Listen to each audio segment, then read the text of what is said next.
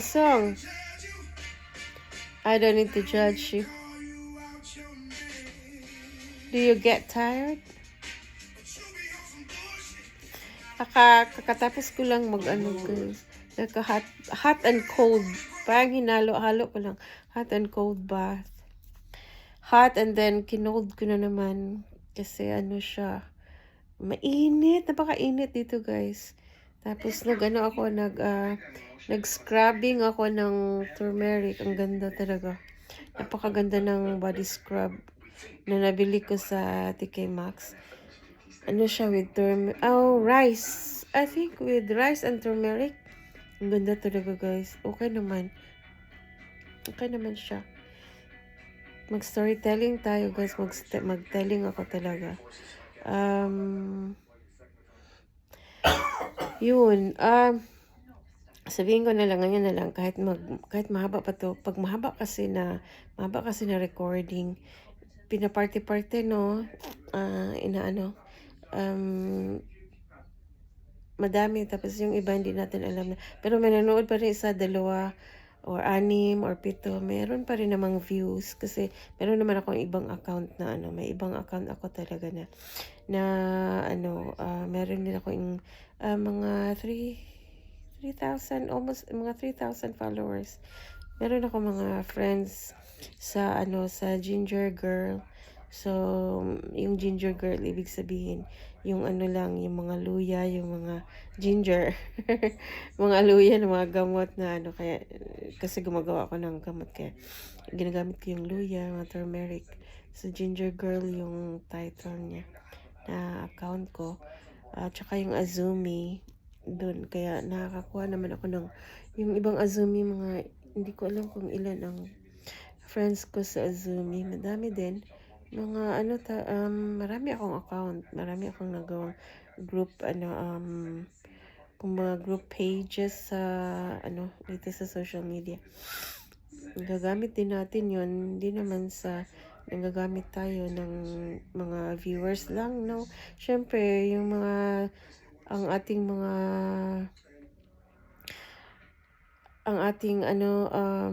purpose natin yung makapag-share tayo ng kundi mga prayers, kundi mga advices, mga ganun, mga motivation, ganyan.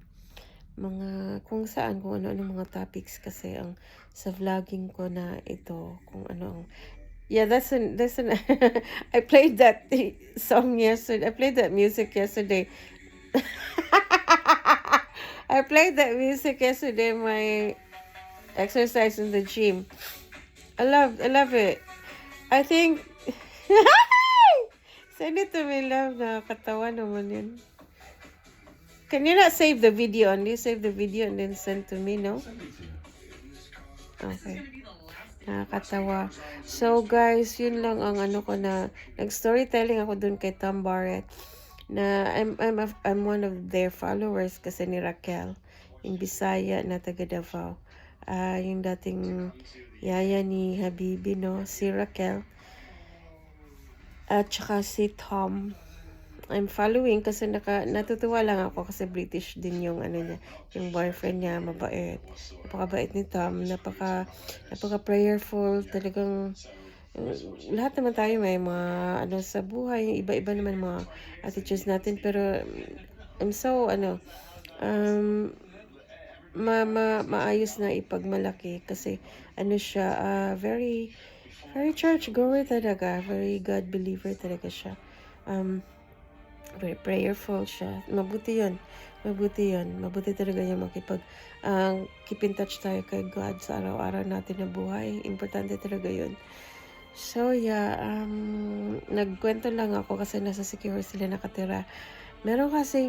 May kwento kasi talaga ang Siquijor dito sa, nakalimutan ko kung saan kami nag-dock. Kasi mga 1980s, meron kaming organization. High school, elementary ba ako nun? Oo, mga high school na ako. Or after elementary na siguro.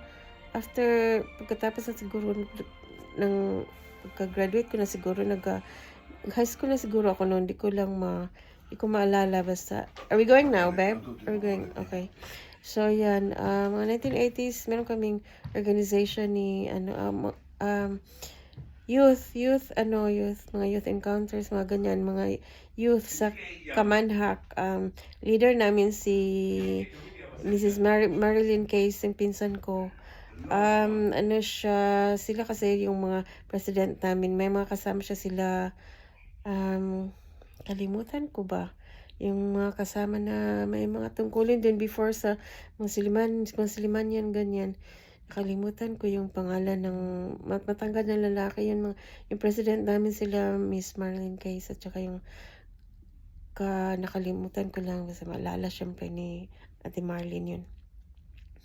So yeah, doon kami nag-ducks. Hindi ko alam kung Lassie yun. Hindi ko alam kung basta kay galing kaming Dumaguete. So yun, nagbiyahe kami. Ilan kami? Marami kami ni Hazel, ni Ate Maylene, Ate Marlene, at saka ng mga kasama namin sa organization, ganyan. Nagpunta kami ng Siquijor, masaya. Tapos nagpunta din kami doon kila Ate Emmy. Umakyat din kami doon sa may Larena.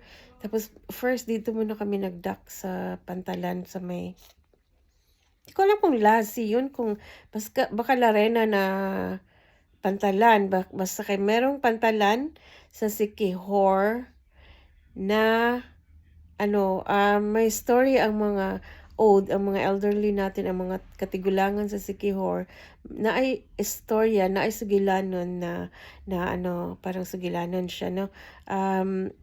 Siya, yung merong prinsesa, yung parang, hindi ko alam kung white lady siya, basta kay kung mga psychics, mga psychic nakakaalam yan, nakakakita, or di natin alam kung nakikita nila, basta kay mudak daw na siya sa Pantalan.